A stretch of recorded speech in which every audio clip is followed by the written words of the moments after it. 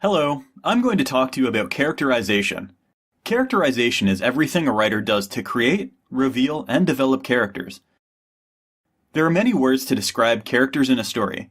Here are a few: protagonist, antagonist, sympathetic, unsympathetic, foil, antihero, dynamic, static, flat, round, external reality, internal reality, stereotypes, indirect characterization, direct characterization.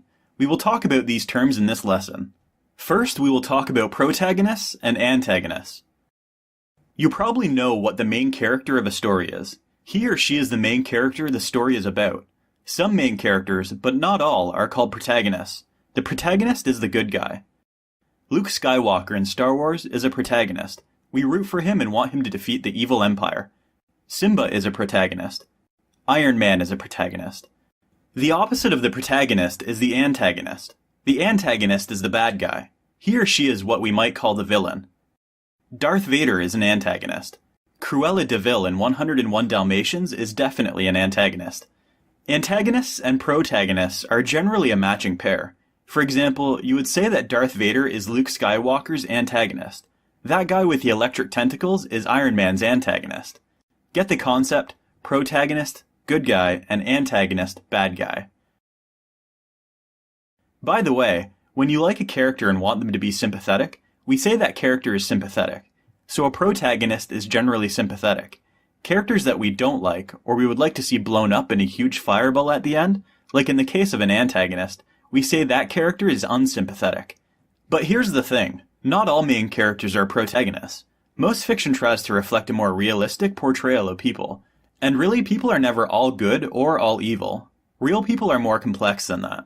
For this reason, you may have more than one main character and several minor characters, but no protagonists or antagonists at all. Then there is the foil. This term comes from the practice of putting shiny foil on the bottom sides of gems, so they reflect the light more and get all sparkly and pretty.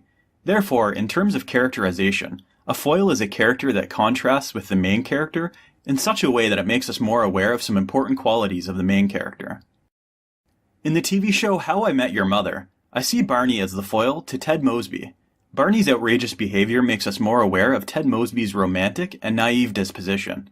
Barney purposely and unapologetically does not establish any romantic relationships, and thus helps us better understand Ted Mosby because they contrast with one another. That is what the foil does for the main character.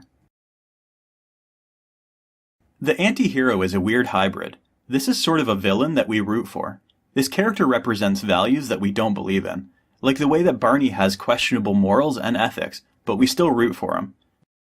Another example of the anti-hero is the movie about the guy who created Facebook. He is awful, cruel and conniving, and walks over people, but we're still interested in seeing him climb to the incredible success we know he will attain. We even want him to succeed, which is the twisted and fun part about anti-heroes. Now let's talk about dynamic versus static characters. This one is easy. Dynamic characters change over the course of the story. Luke is not the same character at the end of Star Wars as he was at the beginning. Simba's personality has matured over the course of The Lion King.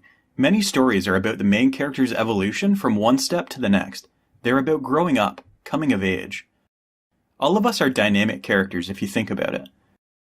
Static characters, on the other hand, are characters that don't change over the course of a story. For example, Scar starts out bad in The Lion King and is still bad at the end of the story. In the Harry Potter series, Hagrid is just as big-hearted at the end of the story as he was at the beginning. Those are examples of static characters. Unlike dynamic characters, they do not change. Next, we will discuss flat and round characters. Flat characters are not very complicated. Luke Skywalker is a flat character. He is morally good, but impulsive. That's about it. There's nothing wrong with that, if that is what you need for the story. Pretty much all of Disney's characters are flat as a cardboard cutout. We know about what they say, do, and look like. All of that is called external reality, but what is going on inside, we don't know that much. Flatness or roundness depends on how simple or complicated a character is, and because they are written for kids, Disney characters are pretty simple. Round characters are pretty complicated. They may be a little good and a little bad. They may have conflicting motives. We know more about their thoughts and feelings. This is called internal reality, so they are more realistic. like the person who is shy and quiet in class, but outrageously funny outside school with their friends and family. In Louis Sachar's novel Holes, the character Stanley is a round character. In the beginning of the book, we learn that he is overweight, quiet, and gets bullied at school. If the author has stopped there, Stanley would not be a round character, he would be a flat one. But the author did not stop there. He added more depth and internal reality. We learn that Stanley is kind of passive because he thinks his family is cursed. We learn he has low self-esteem, is protective of his mom so he spares her feelings when he writes her letters from camp. Finally, we learn that he is smart and strategic and is able to spin things to his advantage when he finds out what the warden wants. See how that is way more complicated than if he was just the quiet kid that gets bullied? The extra depth and detail makes Stanley a round character. Okay, one quick comment on stereotypes. If you're a student in high school, then you already know about stereotypes. The brain, the jock, the nerd, the dumb blonde, the immigrant, the loner, the mean girl, the weird kid. These are offensive diminishments of the full complexity of real people. Even if the stereotype is a positive one, like this racial group is always good at so-and-so, that is still a stereotype. It is still obnoxious and insulting. It is an excuse to not really see someone, who they really are as individuals. In real life, avoid stereotypes at all costs. However, in writing, many writers find it convenient to use stereotypes to explain flat or minor characters. You might have the town drunk, the cat lady, the country bumpkin. Sometimes these are called stock characters. The best writers do not resort to this. Lastly, there is direct and indirect characterization. This one is easy too. If the author straight out tells you what the character is like, it is direct characterization. In the novel Of Mice and Men, Lenny's physical appearance is described with direct characterization. If the author tells you that Lenny is a huge man, shapeless of face with large, pale eyes and wide, sloping shoulders, he walked heavily dragging his feet a little, the way a bear drags his paws, that is direct characterization. Lenny is described as being bear-like, with big paws and a dark, faraway look in his eyes. His strength is also that of a bear's. If the author tells you about a character through what they do, what they say, and what other characters say about them, that is indirect characterization.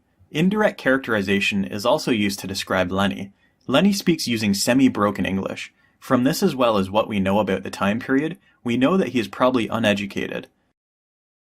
So to recap, direct characterization is when the author tells you directly what the character is like. Indirect characterization is when the author lets you figure out what the character is like by showing you what he or she says, does, and how others react to him or her.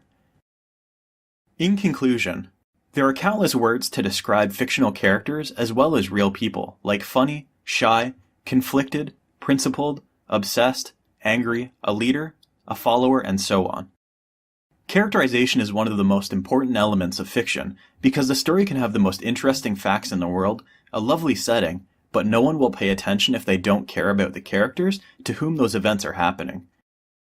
Using these characterization terms, you now have the terminology and knowledge to describe what characters are like. With these tools, you now have the ability to make important distinctions between characters. In real life, look closely at the people you meet. There is always more than meets the eye. There is always another layer below the one you first see, and just because a person acts one way now, it doesn't mean he or she can't change in the future. If your friend describes you as his wingman or sidekick, you can now reply by saying you are not interested in being the foil in someone else's narrative. You don't exist to make someone else look good. You're a main character too.